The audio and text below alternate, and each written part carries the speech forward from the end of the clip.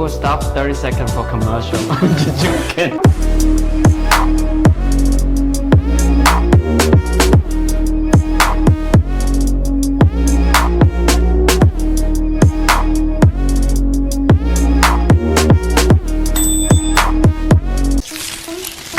What are the some common title issue that can pop up, and how can buyer protect themselves from it? Well, you know, I think just kind of some of the stuff that I talked about earlier, right? Mm-hmm. You know, there's liens, right? Yep. Could be, you know, it could be something like your mortgage lien. That's right. Maybe you paid off your mortgage, and for whatever reason, the mortgage company never released the lien, right? Oh yeah. It could stay on your property. You know, kind of long lost people that have claim to title, family members. You know, there's deceased. You know, the chain of title changed. A lot of the stuff that we see is, you know, family, divorce, right? Mother gets remarried. And then, you know, she has a property, but then she has kids from the other marriage. And like, you know, all of a sudden, you have these different layers of ownership and claim. Like, let's say mom passes away or whatever. So a lot of those things need to be rectified and reconciled.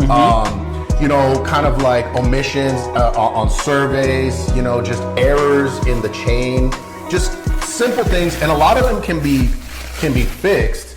And a buyer buying a property, the good thing that they have is when the listing agent or the seller comes to us and we open title, that's what that's called, we open title, the first thing we do is we look at all this stuff that's already on the title. Okay. So then when you get what's called a title commitment, this is before the policy is issued, title commitment comes back. What that means is Stewart Title is committing to insure this transaction until after these conditions are met. And usually it's a list of all the things we gotta clean up before we can transfer the property and then issue a policy to the new buyer. So, you know, for buyers, I mean, really, you got to go in there and just understand that it's a process. You know, there's sometimes a big list on what's called Schedule C, but some of those things can be easily cleaned up, right? So you just let the process happen. We go through, and really, it's a communication between the seller and the title company of how we get some of these things rectified. Because the seller had owned the property. Those liens are because of that person one way or the other, right? So buyers just have to be knowledgeable about the process, and you know, very rarely is there a situation where, you know, unless there was a major error, where it's gonna kind of stop the transaction from happening. Got it. Okay. So next, we will stop 30 seconds for commercial. Just joking. Ira steak here. Right? Okay. We're gonna have Ira steak and meatball today. All right. So those are two of my favorite cuts. So of course we don't have a slicer like the restaurant. So I slice it a little thicker. Right? That's pretty good though. And then I would do things a little bit different to make my meat taste better. Now I've taken pho to go before. And the meat is raw. Before the meat goes in the broth, it's raw, right? So that's right. So the broth is in charge of making sure the meat is cooked. That's right. So we have to have boiling hot broth, right? We put it on top, and then we pour the broth over.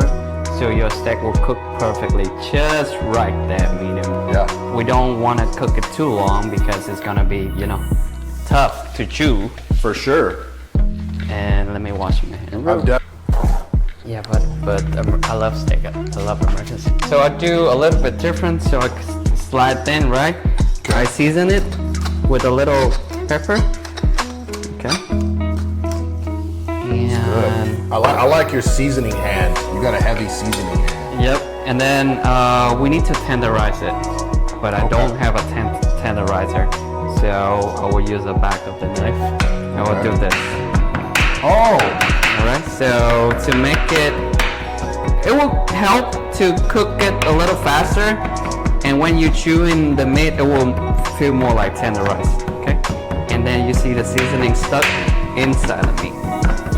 That's so good. I can't wait to try this already, man. This is looking real yummy. All right, so